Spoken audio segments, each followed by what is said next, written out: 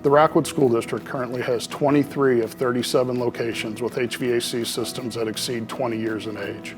Please keep in mind the life expectancy of these systems is 15 to 20 years.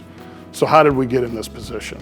The Rockwood School District has a long history of depending on bond issue funds to perform cycle maintenance replacements such as HVAC. Many of our schools in the Rockwood School District are in need of wheelchair lift installations or upgrades. Without reliable chairlifts, our students, staff members, and visitors to these campuses struggle to access our hallways, classrooms, and other general spaces. The district passed a large bond issue in 2017, but the majority of that bond issue was dedicated to building improvements such as the new Eureka Elementary School and STEM lab improvements at the 4 high schools, which also included additions at Eureka High School and Marquette. This left little capacity for cycle maintenance HVAC replacements, and that's part of the reason we're in the position we are today. So if you take those 2 large gaps, that's 11 years of deferred maintenance as far as our HVAC systems go.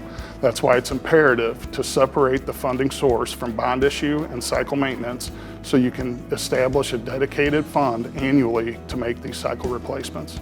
As a Rockwood staff member, parent, and community member, I know that my colleagues and I are committed to do whatever it takes to ensure all students realize their potential, and the facilities upgrades that would be funded by Prop 3 are an important part of fulfilling that mission.